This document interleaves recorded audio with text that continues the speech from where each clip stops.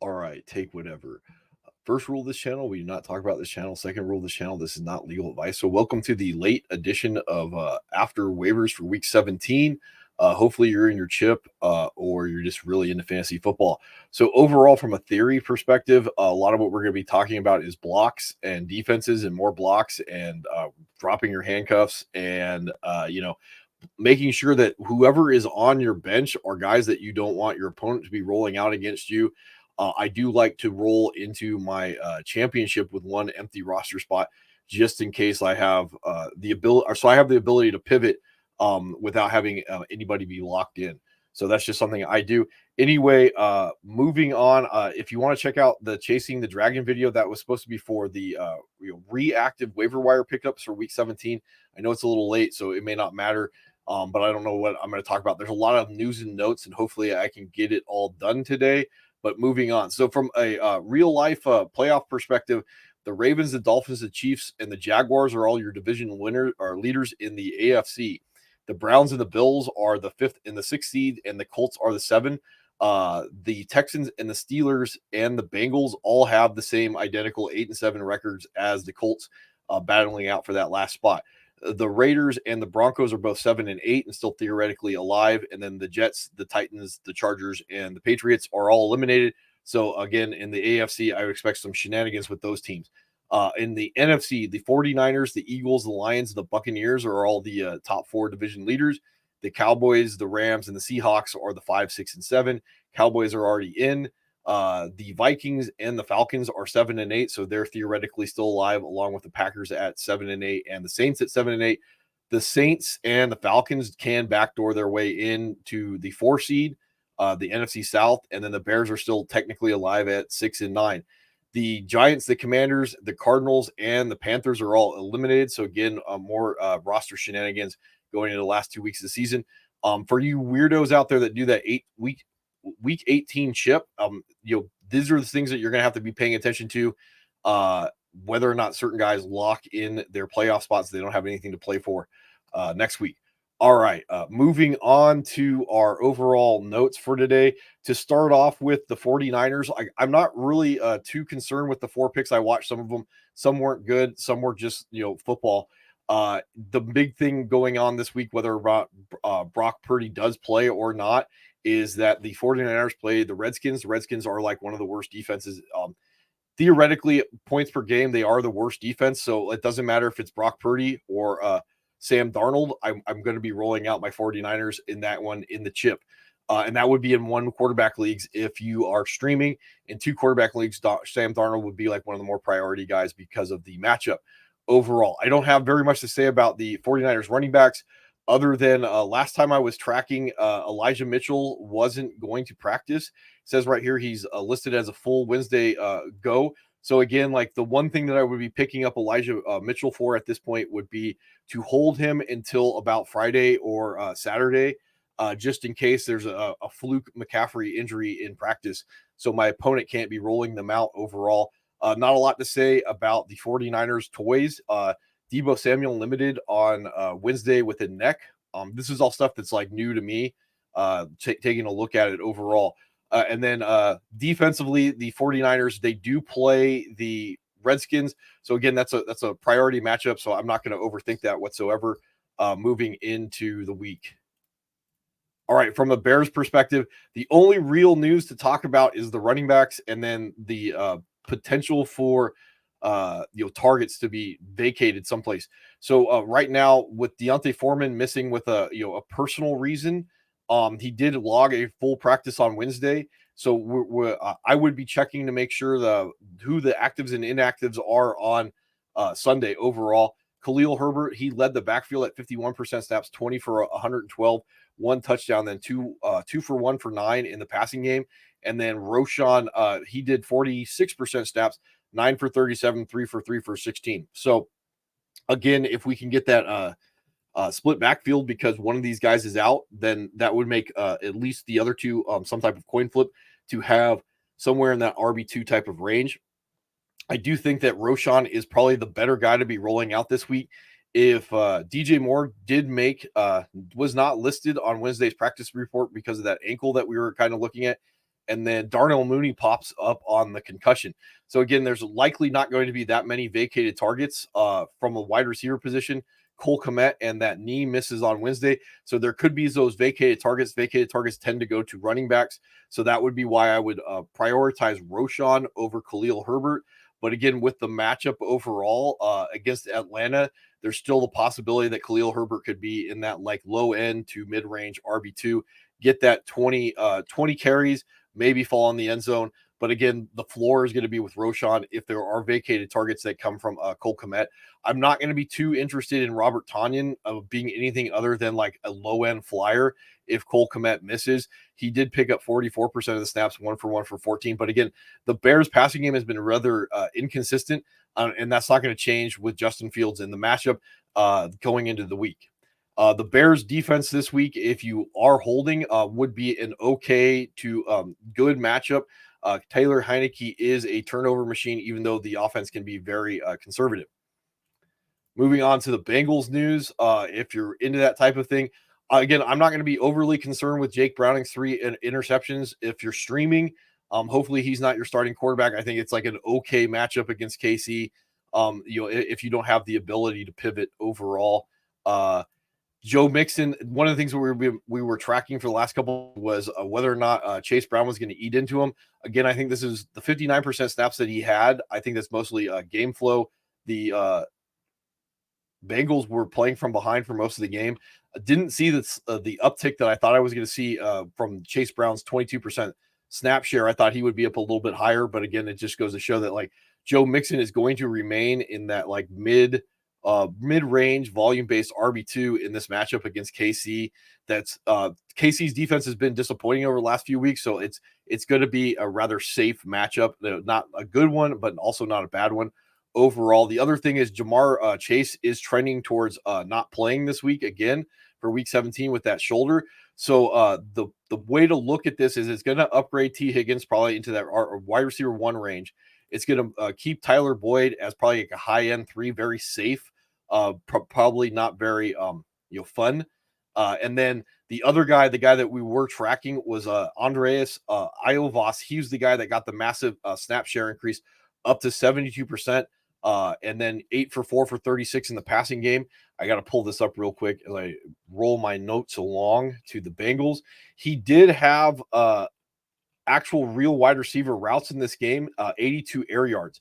So again, from deeper leagues, or even if you're stashing for dynasty going into the rest of the way, he would be a guy that I would be picking up from a dynasty perspective. From a deeper leagues perspective, he would potentially be that mid-range wide receiver 3 dart throw because of the air yards and the overall usage. He is slotting into the Jamar Chase type of role, and then Boyd is basically staying in the Boyd role. I'm not interested in the tight ends at all, so there's no real reason to talk about them other than Irv Smith was a healthy scratch in this game. And then the defense for the Bengals is going to be a cute play because of how disappointing and inconsistent KC has been this year if you really want to gamble. Moving on to the Bills, not a lot to say in this one for the quarterbacks. For the running backs, we do have some news. So James Cook was a disappointing, had a disappointing outcome against the Chargers, which that matchup looked like it was going to be a really good one. He did have 2 fumbles, 1 loss to go along with 75% snaps, 20 for 70. So here's the interesting news in this one. He had 2 red zone carries, but we saw our first Uncle Lenny sighting of the season. He had 18% snaps, 5 for 20 in this one overall, but he did end up with 4 red zone carries. So again, this is going to massively downgrade James Cook. If they're going to be using Uncle Lenny in that goal line back role, it's going to actually jump him into the ability to have like be a coin flip when it comes to usage, whether or not he's going to fall into the end zone. And it's going to downgrade Cook because it's going to limit the ability for Cook to get into the end zone overall from a usage standpoint. So again, it's going to downgrade your Cook shares. It's going to allow a running back on the market that has a better than 50-50 chance to fall into the end zone this week. And there isn't a lot more to talk about from a running back perspective. I do have written down Latavius Murray was at 13% snaps. Ty Johnson was inactive. going on. So from a wide receiver perspective, again, I talked about this a little bit last week when Trent Sherfield popped up with 57% snaps, and then he was at 60% snaps against the Chargers. So something's going on with the Bills. I don't know what it is. There are wide receivers that make rosters because they can run block. We can look at like Jake Bobo for the Seahawks. So the other thing is Stephon Diggs was down again to 60% snaps, 8 for 5 for 29 in this one. It's not that bad of news. He was at 111 air yards. So, he's not a bench this week, even though, the Patriots matchup would say, like, yeah, everything is trending in the direction of him being a bench. From a usage standpoint, he is a role. Gabe Davis, he was at 85% snaps in this one, 6 for 4 for 130 and a touchdown. That's why I said I thought it was going to be a Gabe Davis week. Tracking the guy who's going to be on the field is probably a better play than the guy who's not going to be on the field. Just so you're wondering, Gabe Davis's 6 targets, he had 128 air yards, and that's against Stephon Diggs' eight targets that had 111 air yards. Khalil Shakur was at 58% snaps in this one. Dalton Kincaid, 42% snaps. He was the receiver. Dawson Knox was at 47% snaps. He's more of the blocker right now. And again, going into the New England game, I don't think outside of Josh Allen, any of these guys are very predictive. Very predictive. So that means that you're basically rolling them out to be coin flips. The Buffalo Bills do have the Patriots in the championship game. They've been disappointing all year, but again, this is, if you're matchup shopping, this is a good matchup. Moving on to the Broncos. So the big news out of all this is Russell Wilson is benched for the rest of the season, expecting to be cut in March. That's going to upgrade Jarrett Stidham. I don't think that Stidham, in his brief stint that he had with the New England Patriots, and then last year when he rolled out with the Raiders, I don't think he's necessarily good outside of 2 quarterback leagues, like where he would be like a low end streamer if you want to get into that thing based off the matchup of the Chargers. Otherwise, like, I don't think he's necessarily good. I don't think he necessarily downgrades the toys too much for the Broncos, because the toys for the Broncos haven't been necessarily good this year overall. From a running back perspective in this one, Javonte was down to 39% snaps, but he's still relatively going to be in that like RB2 to RB1 type of workload, even though he's not an RB1. But he is going to have that workload going on. I do have down that P. Ryan was at 35% snaps and McLaughlin was at 25% snaps. Courtland Sutton is questionable right now with a concussion, and he didn't practice on Wednesday. Jerry Jeudy is going to get that slight upgrade. I already talked about the fact that I thought this week was going to be a Jerry Jeudy week, and he was up to 72% snaps, 5 for 3 for 44 in this game. Overall, the big winner in this, and this is from like a really deep league type of standpoint, is Brandon Johnston jumped all the way to 68% snaps, 5 for 3 for 47 and a touchdown. That's probably taking advantage of the Courtland Sutton concussion overall. And then from you guys that are really concerned with this because you're in those dynasty leagues, Marvin Mims, he did get up to 43% snaps, which is relatively in line with what he's been doing for most of the second half of the season. 4 for 3 for 63. So like there's a possibility of a slight uptick in that against a good matchup, which would be the Chargers. So like he would in my mind at least jump into the consideration of that dart throw lottery ticket in the chip. Let's see. And then the defense for the Broncos would have a little bit of consideration against the Chargers, their backup quarterback. Keenan Allen is looking like he's going to be out, and Josh Palmer is also looking to be out. So again, this would at least make me think about rolling Denver out in this one overall. All right, the Browns. So Joe Flacco, when you're wrong, you're wrong. He has another week of over 40 passing opportunities, 3 touchdowns. So he right now is riding to be a league winner. Unfortunately, he has that matchup with the Jets going on Thursday night. Never trust Thursday night football, and this is a bad matchup. I don't have too much to say about Amari Cooper. If you guys are wondering about that, is listed as questionable with a heel right now on Wednesday.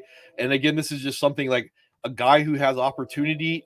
He's a wide receiver too. He can be volume based, and he just has that massive spike week.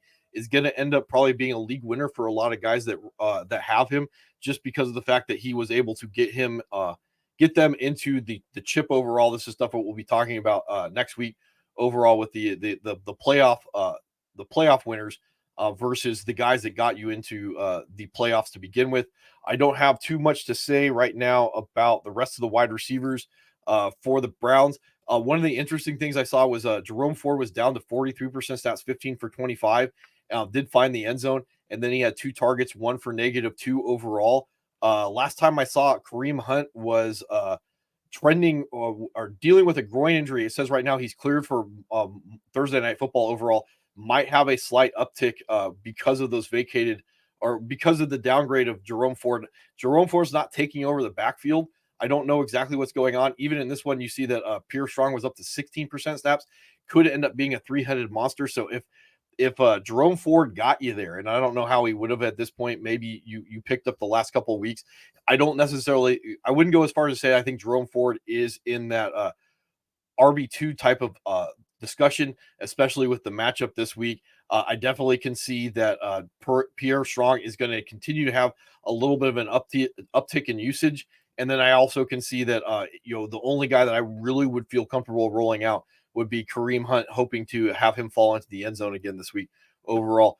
From a tight end perspective, David Njoku, 79% snaps, 9 targets, 6 receptions, 44 yards, and a touchdown. So right now, even though the matchup would say like this is not a particularly good one for the Browns offense, David Njoku is going to be like a top end tight end for the chip. And then the defense overall, this is going to be a little interesting. I do think the Browns are a good role against the Jets, even though it's Monday night because of the quarterback situation for the Jets. On the other hand, I don't think the Jets are a good role against the Browns because of the opposite reason. The quarterback situation, obviously, for the Browns is going to be better, and they can put more pressure on the offense that way. All right, Buccaneers. So again, when you're wrong, you're wrong. So Baker Mayfield looks like he's going to be in the conversation for one of the more valuable fantasy guys on the year. If you picked him up, versus your capital spent, and you can roll with basically a quarterback one, that's always a good thing. He did have 2 touchdown passes to go along with his 26 for 35, 283 in this one. Slight downgrade with the Saints matchup. I think it's going to be rather unpredictable. Was watching that there was some concern that Rashad White was going to miss this week yesterday, and then this week I just saw he's good to go. No limitations at all for him going on. Right now, between Mike Evans and Chris Godwin, Mike Evans is going to be that low end wide receiver one, primarily because he can find the end zone the way he has. He's up to 13 touchdown catches. And Marshawn Lattimore is probably not going to be there for the Saints this week. Chris Godwin going into the chip is going to probably be a low end wide receiver two. Followed up his 11 targets in week 14 with 12 in week 15, that massive spike week, and then 10 targets this week. So against New Orleans, I would be upgrading him into that status of probably like must start, either as that flex or like low end wide receiver two. I still wouldn't entirely trust him after most of the season, but after the last 3 weeks, like probably going to be able to give you a 40-degree day in your finals overall. And then the defense is going to have a little bit of appeal because of the Saints overall and how inconsistent and not good at certain points the Saints offense has been overall. So, okay, moving on to the Cardinals. So the whole speculative idea of Kyler Murray being good is probably going by the wayside at this point. When you're wrong, you're wrong. I was one of the guys, and I went out there and did it. I went out and spent and got Hollywood Brown. He burned me. So if you went and got pieces of this Cardinals offense outside of James Conner, and Trey McBride, you're hurting at this point. He has been very inaccurate since he's come off the IR. But he does have a relatively good matchup this week against Philadelphia. From a running back situation, James Conner, and this is really interesting. When you're wrong, you're wrong again. I was thinking that he was going to have a hard way to win you your fantasy championship. Wasn't getting a lot of receiving work, limited snaps. Going to have a hard time falling into the end zone because of Kyler Murray and just generally how the offense has been functioning. And then over the last 3 weeks, 2 touchdown runs, week 13, to go along with one and a predictive bench against San Francisco, and then finds the end zone in the passing game, 5 for 5 for 67 this last week. So against Philadelphia, he is going to be almost an RB1 based off a matchup with the Eagles. Moving on. So the other interesting thing that I saw with Michael Carter, and this is why I have 2 tabs open. So Michael Carter, I was expecting to slowly but surely eat into James Conner's workload, and the opposite has happened. Not only has he not eaten into it, he basically disappeared for week 16, only 3% snaps and one target.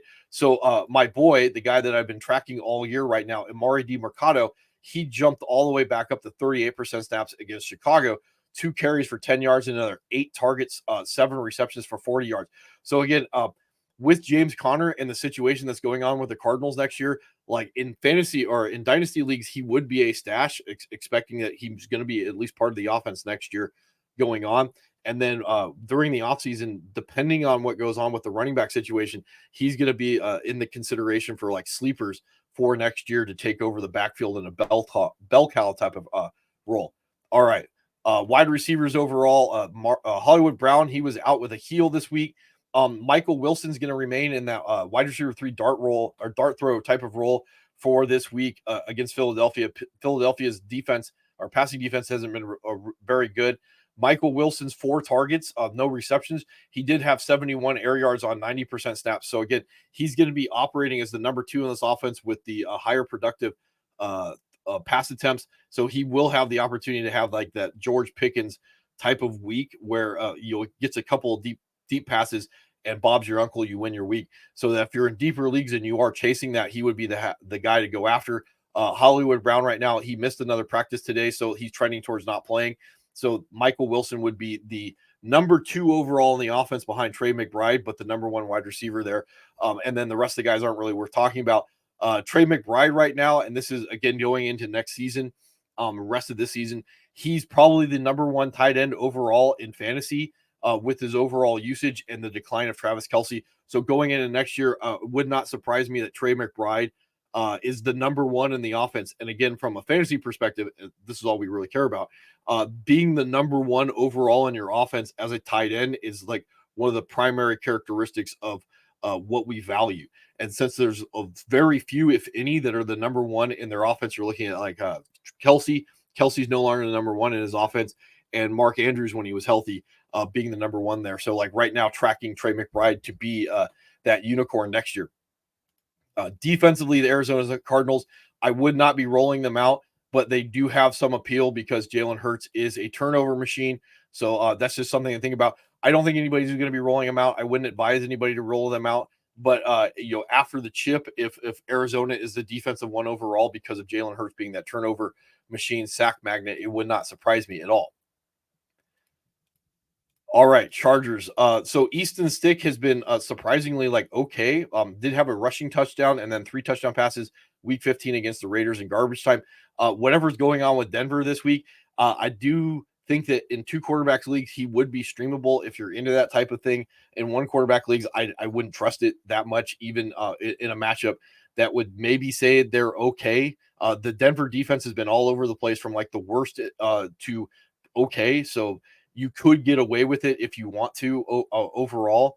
From a running back situation, I was expecting Isaiah Spiller to eat into Austin Eckler. He didn't do that, so his snaps dropped from 37 against the Raiders. Some of that was in garbage time to 24 against Buffalo, 2 for 1, and another 1 for 4. I wouldn't be surprised if in week 17 or 18 the Chargers give Isaiah Spiller the keys to see what he's going to look like. I would expect that Austin Eckler is going to walk in free agency. He's had a really disappointing year. There was some acrimony between him and the franchise. So if you are expecting to roll out Austin Eckler in week 17, this would be something that I would be expecting that there's a possibility that he's not going to return in usage for this matchup overall if there is a usage flop. And I could see the usage flop happening, potentially a healthy inactive at some point this year if they want to see what they have in Isaiah Spiller. Just something to think about. Not that I necessarily think there's the greatest chance that it will happen. Keenan Allen, I did see someplace that he was missed practice off to the side working with trainers, so expect him to miss. Josh Palmer is going to be in the concussion protocol, so expect him to miss. I talked about this in Chasing the Dragon with Quentin Johnston. Was down to 83% snaps, which is still relatively good. 5 targets, 2 receptions for 29 yards. So right now you're looking at Quentin Johnston potentially operating as the number 1 in this offense in what could be a good to non-predictive matchup. And then those 5 targets, he did have 106 air yards. So again, expecting that like there's a possibility that Quentin Johnston finishes a top 10, top 5 wide receiver based off of usage and opportunity this week would be within the range of outcomes right now. Even though I don't think he's a good prospect, it doesn't really matter from a fantasy perspective. I'm just tracking the opportunity the player will have. Right now, again, because of those vacated targets, this is going to elevate Gerald Everett, probably to that mid-tier tight end one. If you're trying to stream, he was at 70% snaps, 8 for 7 for 42. And again, one of the things to be paying attention to if you're going to be rolling your Gerald Everett shares out, Darnold Palmer didn't play. So again, if he does play this week, I do think that there's a possibility that it would downgrade our ability to predict Gerald Everett. Defensively, it does put the Chargers in play this week against the Denver Broncos because of Russ Wilson being benched, and then you're going to be facing a backup quarterback that, with what we've seen of him in the NFL, has been like okay to not good. The Chiefs. So the Chiefs have been really inconsistent and disappointing. This would be an okay matchup to be rolling your Patrick Mahomes shares out. I probably wouldn't be expecting anything more than what he's been giving me the last few weeks. So that would be like a low end QB1 type of performance against the Bengals. But again, the Bengals would be a good matchup. I do have my defensive stats, so we can talk about the fact that like the Bengals defense is statistically the second worst defense overall in football from a yards perspective, and then from a passing perspective, the biggest thing that we want to look at there, the fifth worst passing defense. So that would be a slight upgrade to Patrick Mahomes. Running back situation right now, Isaiah Pacheco concussion shoulder missed on Wednesday. This is what we were tracking beforehand with Jerick McKinnon going on IR. This puts Clyde in the driver's seat to be a bell cow for the chip. Again, like that's just something we pay attention to. In my league where I am in the chip, I picked him up. I'm not expecting to be rolling him on that team, but my opponent did have a spot with their flex that I would be concerned that he would have been rolling him out this week. And again, this matchup against the Bengals overall would trend in the right direction. There they are from a running back perspective. They're the seventh worst run defense. So I would be expecting this would be a pretty good week for Clyde to at least give you a 40-degree day overall. I would be expecting that Deneric Prince is going to get his first work of the season. This is probably more from a dynasty perspective, something to be monitoring. But from a redraft perspective, if you're picking up Clyde, it would not be really shocking that Deneric Prince gets half the work overall. And then the other guy, LaMicro P. Ryan, says signed to active roster. He could definitely eat a little bit into CEH, but I could definitely see that CEH is going to finish with most of the valuable work this week for the Chiefs. For the wide receivers for the Chiefs overall, Kadarius Toney, and I have this in quotation marks, he missed last week and he missed on Wednesday's practice overall. I do think that his time in Kansas City is probably very limited. Justin Watson had the tug last game. Rashee Rice, my expectations that he would finish as a wide receiver one are probably a little muted at this point. He was down to 75% snaps, 12 targets, 6 receptions, 57 yards. So he is going to probably finish the season as a wide receiver two. Whether or not he can be a league winner, well, that's going to be determined and get a good matchup against the Bengals. From a tight end perspective, this is the other thing I was talking about. Right now with Travis Kelce, I do think that he's downgraded. He's probably the number 2 receiving option in this offense. There's a lot of reasons behind that. It's not just that he's an old man at 34, but the other thing is that the offense has been inconsistent. The rise of Rashee Rice, but it is a good matchup against Cincinnati, so I'm not going to be overthinking any of this. 80% snaps, 7 for 5 for 44 this last game, and I definitely think his outcome this week is probably going to be his floor. His ceiling is going to probably be closer to what you drafted him for. Defensively, the Chiefs are going to be in that okay type of role against Jake Browning this week. The backup quarterback, defense role is always something to be looking forward to. Colts. So Gardner Minshew, not a lot to talk about with him. A little bit of a disappointing week against Atlanta. I definitely think that this week against the Raiders, I do kind of think the Raiders are going to be a good role against Gardner Minshew. He can be a turnover and sack magnet. So again, would be putting him outside of the range of streamability. I don't want this to turn into a sit-start type of show. The other thing is, where is Jonathan Taylor? Jonathan Taylor was at 59% snaps, 18 for 43, one touchdown and one target in this game. Overall, Zach Moss was out. The two guys to be paying attention to would be Trey Sermon and Tyler Goodson. I could definitely see paying attention to see which guys are active. I'm rolling my Jonathan Taylor shares out. I don't think it's going to necessarily change that my mind, but my expectations would be which of these running backs are active, how much they're going to give it to Zach Moss if he's active, how much Tyler Goodson is going to eat into that receiving work overall. But I do think that firmly Jonathan Taylor is going to be at a minimum an RB2 this week.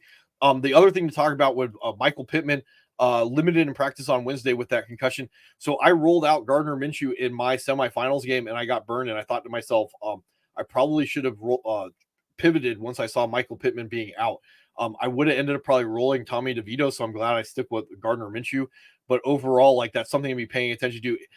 Michael Pittman playing this week would probably upgrade Gardner Minshew. Him not playing, if you are trying to roll out Gardner Minshew, would definitely downgrade him based off of everything what we saw. Josh Downs, slightly surprising to me. He was at 93% snaps, 9 for 6 for 39. I do have my air yards here. He did have 76 air yards, so not entirely a slot only type of player from the statistics. Alec Pierce, 100% snaps, 7 for 3 for 30. He did have 114 air yards, so he is the guy on the edge running wind sprints. And then DJ Montgomery right now estimated DNP on Wednesday with a groin. I don't know how many guys out there are going to be rolling DJ Montgomery as a desperation wide receiver 3 in their chips. But if you were thinking about doing that, he was at 86% snaps, 4 for 1 for 8, and he did have 70 air yards on those 4 targets. So he is a low end dart throw in the chip if Michael Pittman is out. And then the defense for the Colts is going to have a little bit of streamability against the Raiders. Aiden O'Connell didn't look particularly good last week against the Chiefs, but he didn't have to. Redskins. So I talked about this beforehand. I was not going to be surprised if Sam Howell didn't make it through the game, and he didn't. 6 for 22, 56 yards, 2 interceptions, and then 1 sack before he got benched for just Jacoby Brissett. It says here that he's going to be demoted to the backup role. So from a fantasy perspective, the dynasty, he's probably no longer too relevant. Jacoby Brissett is going to be rolling out there week 17. He has looked good in his limited role the last 2 weeks, 15 and 16. So I don't know how much I would be trusting him to roll out against the San Francisco 49ers, but I do think it slightly upgrades the toys if you still have any of those left in this week. From the running back perspective for the Redskins, Brian Robinson returns. He's limited in practice on Wednesday, which is good news. Chris Rodriguez not practicing with an ankle. I saw yesterday he had an MRI on that. Possibility that Antonio Gibson would be in that bell cow type of role if Brian Robinson can't go and Chris Rodriguez can't. If Brian Robinson rolls, I probably wouldn't be trusting him based off the matchup and the hamstring. But again, like if I have my Antonio Gibson's rolls, there would be a chance that he would be definitely upgraded. The big news with Antonio Gibson is the receiving work that would potentially give him a floor if he is in line to be a bell cow. With Jacoby Brissett, I do think it would upgrade Terry McLaurin this last week. 92% step, 5 for 3 for 50. San Francisco, if they really have a weakness, it's on the edge of the edging. Excuse me. It's on the edge of their pass defense, throwing to the sideline on the receivers. So that would be something that I would be interested with McLaurin. Curtis Samuel, probably not going to be too interested in him in this game. 66% snap, 6 for 1 for 16, and the defense is just going to be a no. Cowboys, another disappointing outcome.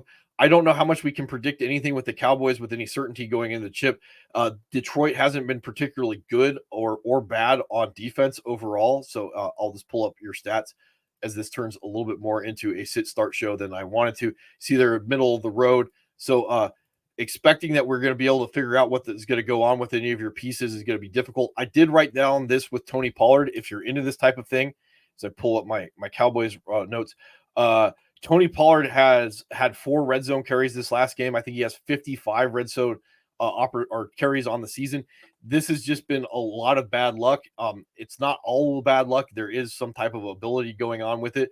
But again, like if you did draft Tony Pollard, he is going to be a bust, but he's still going to stay as a role versus Detroit based off of opportunity, with the possibility of a spike week based off of the red zone usage alone. Um, don't have a lot to say about the wide receivers. Jake Ferguson is going to be in that mid-range tight end one, 83% snaps, 8 targets against Miami. Expect that to stay relatively consistent in week 17. The defense is now downgraded, especially against Detroit, to a coin flip. All right, Miami Dolphins. So this is a little interesting. I did see that Tua is on the injury report. I would expect that he's going to play this week. The bigger news is from a fantasy perspective, it doesn't matter how well he's played against the Jets and Dallas. That doesn't matter. From a fantasy perspective, it just means that he's given me a sub 40-degree day and a 40-degree day in the last 2 weeks. So against Baltimore, you're looking at a predictive bench. So you do what you want to do. Even though he has played well against what we would think is being 2 good defenses. I did see Raheem Mostert missed on Wednesday, along with Devin Achane. So, like, what do I think of this? Well, I didn't know this ahead of time, but Raheem Mostert, I guess, was dealing with some nicks going into this week. That's why he was down to 29% snaps, 11 for 46, and I guess he got hurt in the game too, from what I could gather. 1 target, 1 reception for 4 yards in this game also, and then he did get home with that receiving touchdown. So overall, Devin Achane missed practice on Wednesday with a toe. This is going to definitely upgrade Jeff Wilson. Possibility that Jeff Wilson would fall into that bell cow type of role. Did see that jump to 23% snaps, 5 for 21, 1 for 1 for 4. If he's the only guy that goes in this one. From a wide receiver perspective for the Dolphins, Tyreek Hill did miss practice with a rest ankle injury. Something to be expected.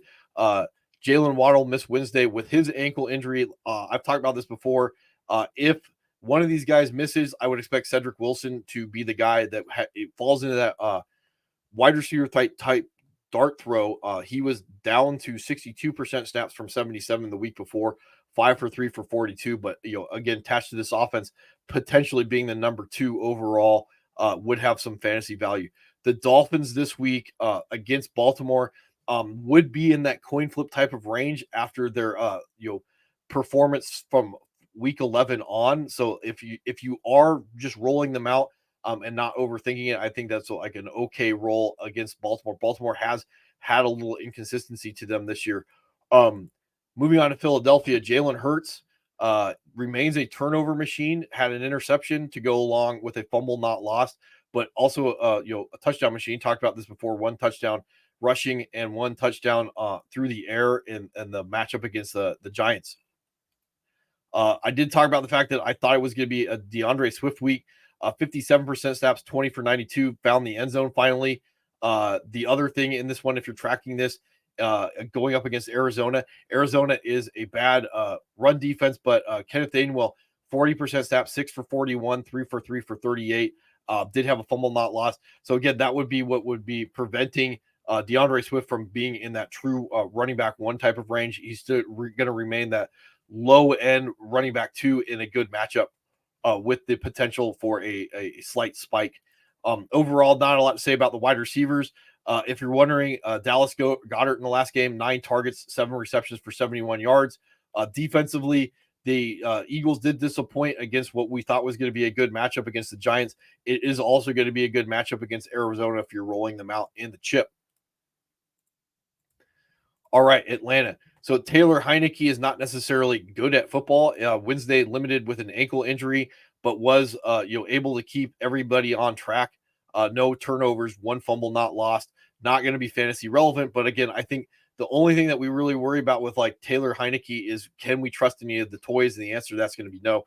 So Bijan in this one, 75% steps, 12 for 72, and then 10 for 7 for 50 in the passing game. The other news to know about this is Tyler Algier was at 20% steps, 9 for 69, 1 touchdown, and another 1 for 1 for 19. Cordell Patterson, 20% snaps, 7 for 26, 2 for 2 for 7. So the big news that's not in these stat lines is going to be the red zone usage Bijan had 4 red zone carries and 1 red zone target, but Tyler Algier did have 3 red zone carries, and Cordero Patterson did have 2 red zone carries. So with all this other work being taken away from Bijan, he's going to remain an RB2 with the possibility that Cordero Patterson and Tyler Algier are going to vulture the touchdowns that are going to be limited in this offense. See, Tyler Algier did punch one in for a touchdown in this one. If you're wondering about Drake London, I don't think that he is predictable enough to be rolled in your chip against what would be like not a good matchup against Chicago right now. And then the only guy that I would be trusting outside of Bijan, and I wouldn't trust Bijan, but I would be rolling him out as my RB2. The only other guy that I would potentially be rolling was Kyle Pitts. Was down to 72% snaps from the high in week 14 of 85. 4 for 3 for 49, did find the end zone. So, if he's your tight end, I wouldn't overthink that too much. And then Atlanta's defense this week against Chicago, Justin Fields can be a turnover machine and sack magnet, so they would be a roll on the road. The Giants. So there is some news here when it comes to Tommy DeVito. Tommy DeVito was benched in this game, and he will be the backup in week 17. So that means that Tyrod Taylor would have some streamability because of the nimbly bimbly against the Rams if you're really desperate. Saquon right now, it looks like he's limited with an elbow on Wednesday. The only guy that I would potentially be rolling out from a wide receiver perspective for the Giants would be Darius Slayton. 94% snaps, 3 for 3 for 90 and a touchdown. And that touchdown came when Tyrod Taylor came in the game. Tyrod Taylor will just uncork them from time to time. So it wouldn't be the worst situation in the world to be thinking about trying to catch this lightning in a bottle again against the Rams in your chip. The other guy to be talking about, Darren Waller, is limited on Wednesday with a knee. That's something new, but he would be in the range of low-end tight end ones if he is healthy. The other interesting thing on this was even with Darren Waller back, Daniel Bellinger's snaps were down to 63% snaps, but he did do 5 for 4 for 43. So again, if you're in Dynasty, he is still a stash. Who knows what's going to go on with Darren Waller and his contract next year. Defensively, the Giants this week against the Rams are probably not a good play in any way, shape, or form. All right, Jacksonville. I was seeing that Trevor Lawrence missed on Wednesday, but he's saying that he's going to play. And this is another really interesting thing, the matchup against Carolina, that I would be more interested in rolling CJ Beathard out as a streamer than Trevor Lawrence if he tries to make his way onto the field this week. So Trevor Lawrence, between the shoulder, the concussion, and the ankle, trying to make his way to actually finish my chip against Carolina, I think there's a less probability of that occurring than CJ Beathard being able to give me a 40-degree day. That's just how I'm thinking about this. I am concerned about Travis Etienne. I don't have anything to say about this. 73% snaps, 6 for 12, 3 for 3 for 19.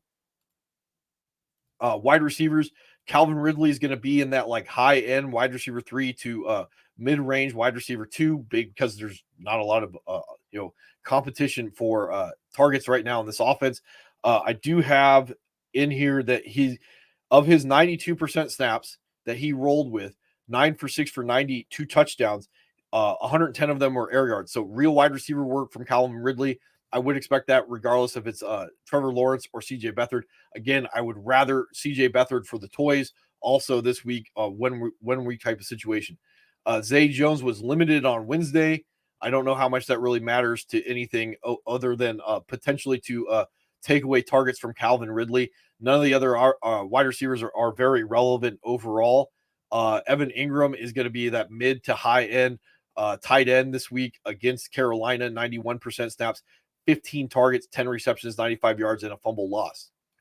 Defensively, I do think that this defense is not a good role against Carolina. We'll talk about that a little bit later when we get to Bryce Young, but they have not been good against the pass, and Bryce Young just had his career game.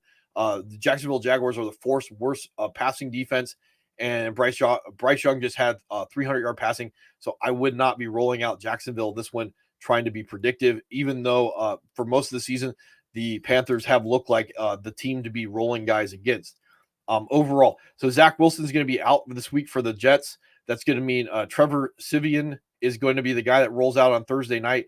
I do think that he played at least well enough that you could be rolling out your Breece Hall and your Garrett Wilson shares this week against Cleveland. But again, it is Cleveland, so that would be a predictive bench regardless. Brees Hall, if you rolled him, he probably got you into your chip. I rolled him, and I'm going to be benching him this week. 77% snaps, 20 for 95, 2 touchdowns to go along with a small amount of targets at 16 for a running back, 12 receptions, 96 yards to go along with that. So again, I would be benching him. Because I have the ability to do so in my chip. If you don't, you're just looking at that volume based play.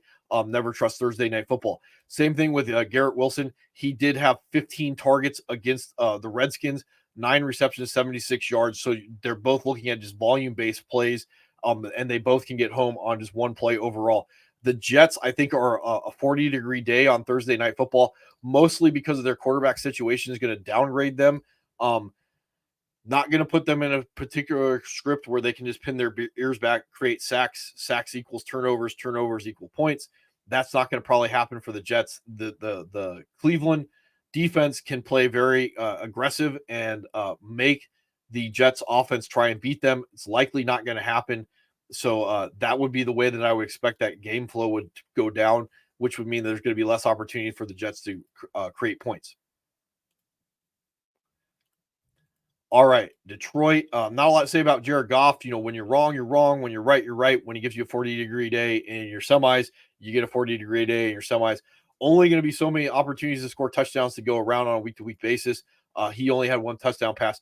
Jahmyr Gibbs had 2 on the ground to go along with 1 fumble lost in this game. So he would be the guy that I would feel better rolling out against Dallas. But the other thing is, if you're a David Montgomery owner, he was at 39% snap, 17 for 55, 1 touchdown, 2 for 2 for 14.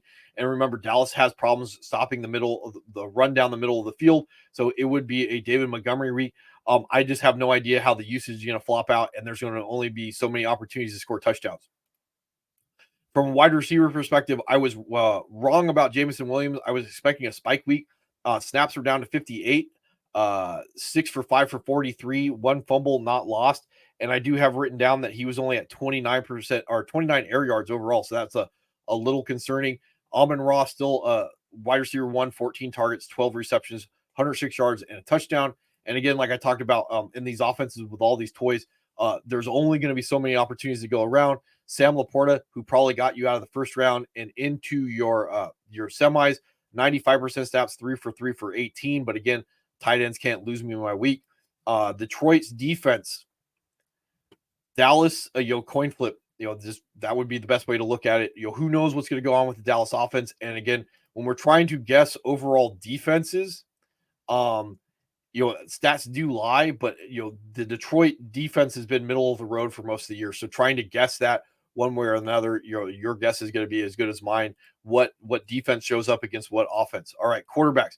So Jordan Love, if I paid very limited capital to get him this week, 2 passing touchdowns to go along with a rushing touchdown, very good stuff. So with the return of Aaron Jones, who was limited on Wednesday, he did 52% of snaps, 21 for 127, 3 for 1 for 8 in the passing game. And Minnesota's defense, this is just how they run. They're going to shut down the run, and then they're going to blitz. That's what's going to happen in this game. So I would expect this to be a Jordan Love type of game if it's going to happen that way. AJ Dillon did play at 18% snaps, did vulture the touchdown. And then the other guy to be looking at was Patrick Taylor, 30% snaps, 3 for 4 and 1 for 1 for -1 overall, if we're following that stuff. So on Wednesday, and this is one of the good things about doing the late after waivers show, we can look at Christian Watson did not practice on Wednesday. Jaden Reed officially limited on Wednesday. Dontavian Wicks, no practice on Wednesday. So right now, this is going to put Romeo Doubs in line to probably be the number 2 option in this offense. I think Tucker Kraft is going to be the number 1. Romeo Doubs is going to be the number 2. And that would be all depending on if Christian Watson can actually make play this week.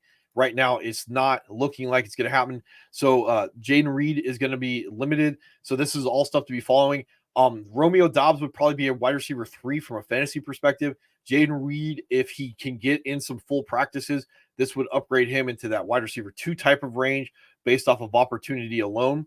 And then we can take a look at Luke Musgrave was officially limited this week. That's some 6 hours ago, so that's good to know.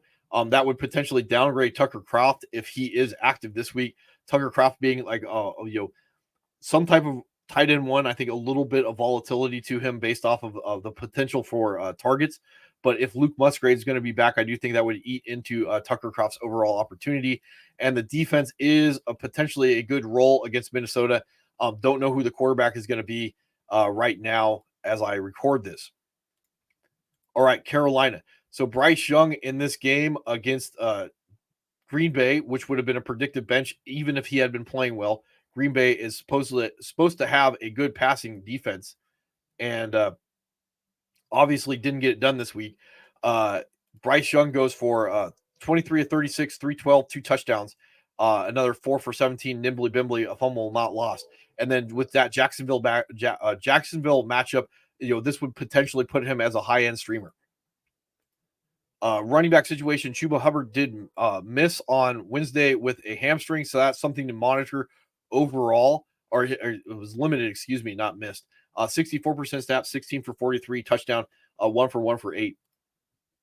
If Chuba misses, that would potentially upgrade Miles Sanders to that low-end volume-based RB2. Good matchup against the Jacksonville Jaguars. All right, so if you're going to chase this Dragon, DJ Chark, 8 for 6 for 92, 2 touchdowns, fumble not lost. Let me pull them up real quick. He did have 134 air yards. So right now against this matchup, he would remain a boom bust dart throw if you're going to roll him out there trying to catch that magic again going out there. Because of the matchup and Bryce Young, Adam Thielen this last week against Green Bay, 8 for 6 for 94, probably is going to be upgraded into that like low floor or wide receiver 2. Defensively, I would not be trying to catch Carolina this week against Jacksonville unless it's Trevor Lawrence. I think there is a better chance trying to take advantage of Trevor Lawrence than CJ Beathard. Overall, I think CJ Beathard, again, this is just the health situation. It's more predictive that an injured quarterback is going to make mistakes being gun shy than a healthy quarterback is going to make those same mistakes if he's willing to sit in the pocket. All right, New England. I'm not going to be rolling out my Bailey Zappi shares against Buffalo this week. That's up to you if you want to try that. Ramondre Stevenson went on IR. This is going to keep Zeke as a volume-based RB2 in a bad offense. The Bills' defense has been relatively not good to unpredictable at this point. So Zeke would be a pretty solid role. He is probably going to be the de facto number one receiver in this offense with the receiving work to go along with it. Overall, I'm not interested in any of these wide receivers in the chip. Let's see. I didn't even write down any of their stats, so that means they're not really particularly relevant. Hunter Henry is limited on Wednesday with that knee after missing. That's something to be paying attention to. It would potentially upgrade Mike Gesicki if he misses again. Gesicki was at 66% snaps, 2 for 2 for 15 and a touchdown. So he would be a low-end streamer if Hunter Henry is out. Defensively, the New England Patriots have been pesky, and Josh Allen can be a turnover machine. So they would be a strong mid-range streamer. I shouldn't say strong, mid-range streamer against Josh Allen. The Raiders played this really weird matchup against the Chiefs where they scored 2 defensive touchdowns, and then Aiden O'Connell just didn't need to do anything. 9 for 21, 4 for -4 for on the ground. This week, right now, Josh Jacobs is trending towards not playing, still being held out of practice. So the other guy, and I talked about this for the last few weeks, Zamir White was at 76% snaps, 22 for 145, one target. I watched the tape on this. He's not necessarily great as a running back. He's serviceable, but he has that size, speed, and he could have broken a couple in this game. So against Indy, I could definitely see a spike week coming. So if you're a Zamir White owner, like cross your fingers this week going on that Josh Jacobs is going to miss again, and you can roll him out with that potential for that spike week overall. Not a lot to say about the wide receivers in this game because of the game script. Like it just wasn't necessary that they throw. Devontae had 6 targets overall. And then their defense is maybe a role against the Colts because Gardner Minshew can be a turnover machine, and they have looked better since the coaching change. 2 defensive touchdowns week to week. I don't think that's very predictive. It's not something that you're going to expect to happen again, but at least a 40-degree day with a chance of a spike week is still going to be there against the Colts. The Rams. Let's see. Matt Stafford this week is going to remain in that streamer type of level for New York Giants. Again, this would be one of the ones that I would be a little bit more concerned that there just aren't going to be enough opportunities to go around in what predicts to be a blowout. Again, only so many guys can score touchdowns, and you have Kieran Williams that could potentially vulture some work away from him. In this last game, Williams was 79% snaps, 22 for 104 and a touchdown, rolling him out against the Giants. And then Puka, again, this is one of the things I talk about from a fantasy perspective. There's only so much that I can bank on, trying to guess cornerback matchups, trying to guess, what teams run, what their scheme is. Sometimes is a bad idea because, the tea leaves would have said the Saints run a lot of man, and then I should be downgrading my Puka shares. And then he goes 99% snaps, 11 for 9, 164 and a touchdown. Cooper Kupp. In this last one, the guy that's supposed to be the man beater, 100% snaps, 12 for 6 for 52 in the game. And then if you're wondering about Demarcus Robinson in this one, 4 straight weeks of touchdown passes, 93% snaps, 6 for 6 for 82 and a touchdown. So I haven't totally been tracking this for a reason. Tutu Atwell was down to 6% snaps, from his high of a 97 in week 8. The reason why I'm just not particularly interested in Demarcus Robinson is I don't like chasing wide receiver threes with limited upside. So behind Cooper Kupp and Puka Nacua, with Kieran Williams being the guy who gets a majority of the red zone work, you're looking at a guy that's going to have a very, very limited role in my chip to be anything but a wide receiver 3. So I'm looking at trying to get a 40-degree day out of the guy, and he's going to be competing for those targets with Cooper Kupp and Puka Nacua, and then those touchdowns, but probably the number 4 at the very best when it comes to being the option. So in order for him to have another one of these weeks where he gets up to 6 for 6 for 82 and a touchdown, that would mean that it's a really big blowout. Cooper Kupp either does eat and Robinson eats, or one guy doesn't eat and then Robinson gets his work. It just becomes a very hard story for me to write in order for the Marcus Robinson to have another week when the other weeks where he's been able to score these touchdowns, 5 for 4, 55, 10 for 3 for 46, and then 3 for 2 for 44. So again, worst case outcomes is he's around 5 targets, 4 receptions, 55 yards, doesn't get his touchdown, and that would be probably what I would be expecting to get out of him. And then I get lucky and get a touchdown on top of that. That's just my perspective. You guys do whatever you want. Los Angeles Rams, their defense this week against the Giants would be a good role against Tyrod Taylor. All right, Ravens, fresh off their beating of the 49ers. Not a lot to say about Lamar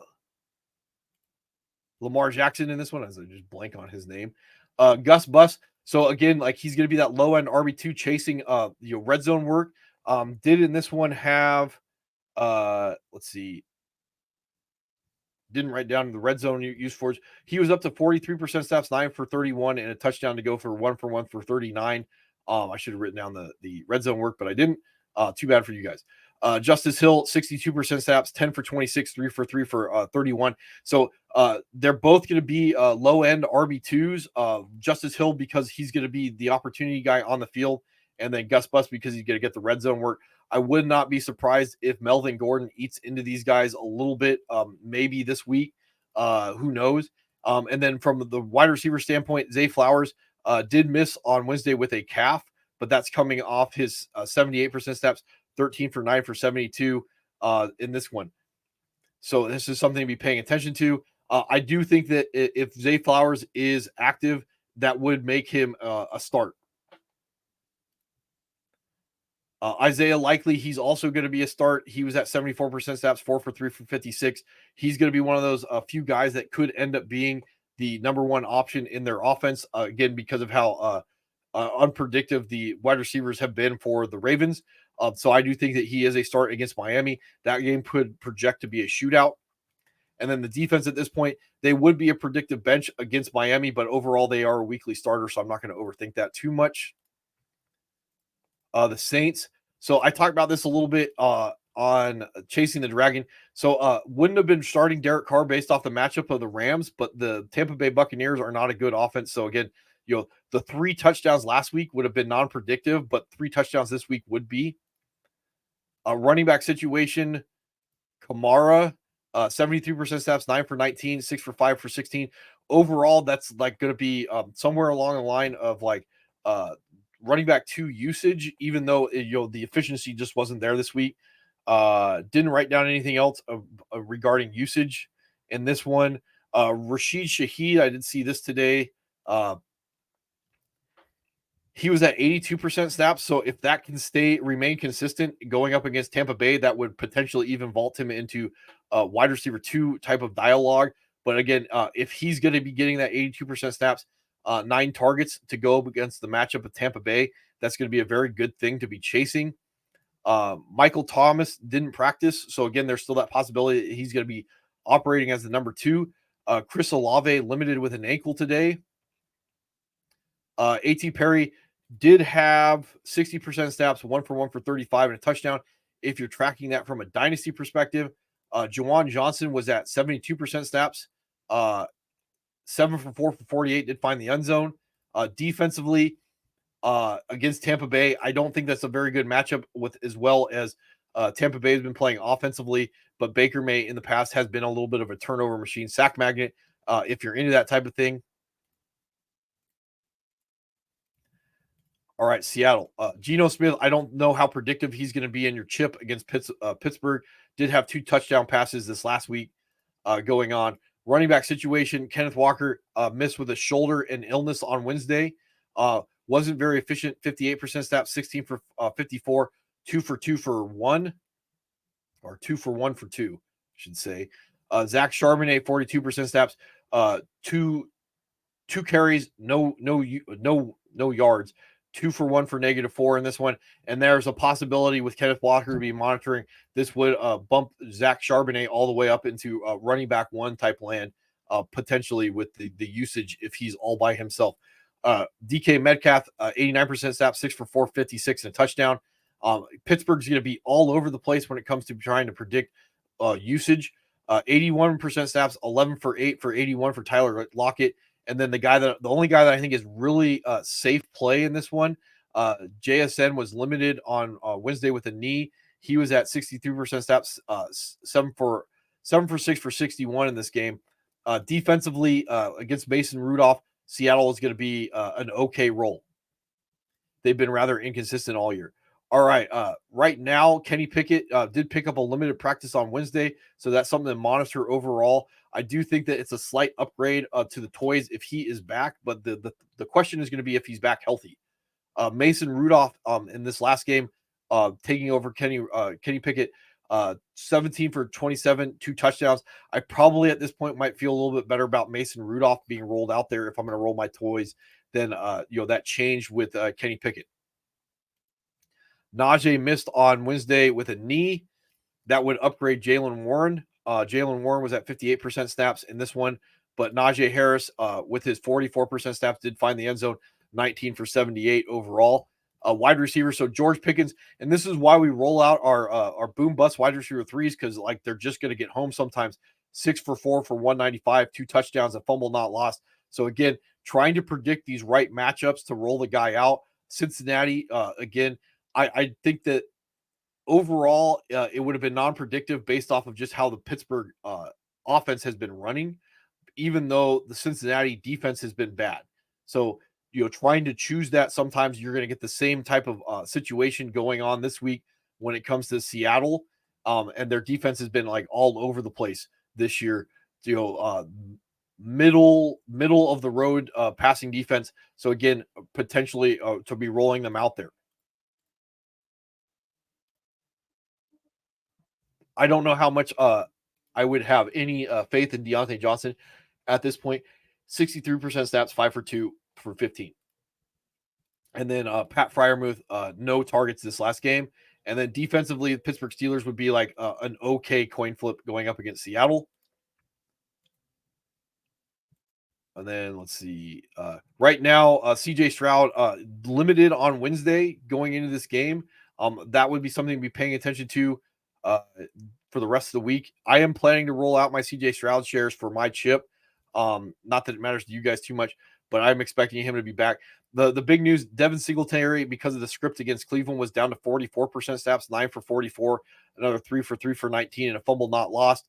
Damian Pierce was up to 15% snaps, and then Dare was at 41% snaps because of the script. So overall, what I think that does is it downgrades what I can expect out of Devin Singletary, depending on what the script is. Overall, the script would probably be positive for against Tennessee if CJ Stroud is back, to be paying attention to. But if it's not CJ Stroud, there's a possibility that you're going to get the same script last week, which is going to downgrade Devin Singletary to a similar type of stat line that he had this week. Overall, from the wide receivers for the Texans, Nico was limited on Monday. He was at 47% snap, 6 for 4 for 18 and touchdown. And I bet that some of that was he was on a snap count overall. The other guy to be looking at is Noah Brown, limited on Wednesday with a knee. He was at 81% snap, 7 for 3 for 38. And this one, I do have the air yards written down for him. He was at 93 air yards overall. So again, I would imagine that maybe Nico is going to be more healthy this week, and then Noah Brown's going to be healthy. So slight downgrade to Noah Brown, even though he is getting relatively normal wide receiver usage. The only guy that I would really feel comfortable about this week right now is Dalton Schultz, coming off that 79% snaps, 11 for 8 for 61, going up against Tennessee this week. And the defense is going to be very difficult to predict at this point, depending on who the quarterback for Tennessee is. I think more possibility for higher upside if it's Levis versus Tannehill. All right. Speaking of those Tennessee Titans, right now we have Will Levis, a full practice participant on Wednesday. So again, I think that would slightly upgrade the Texans defense, potential of a spike week. And again, I haven't looked at some of this stuff since yesterday. If you guys are wondering, I'm just as blind as some of you guys. Derrick Henry, 48% snaps, 19 for 88 and a touchdown to go along for 1 for 11. Tajay Spears, man, he's going to be in the conversation next year, but this year, 56% snaps, 9 for 40, 6 for 5 for 27, going up against Houston. And then DeAndre Hopkins, a little bit disappointing in the matchup against Seattle, 82% snaps, 4 for 2 for 20.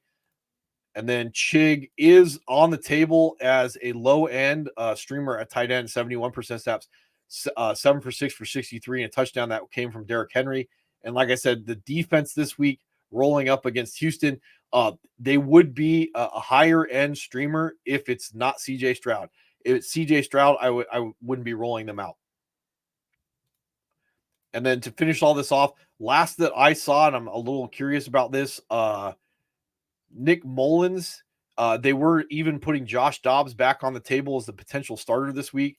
And Jaron Hall may actually be the starter also. So I will look this up right now while we're standing here.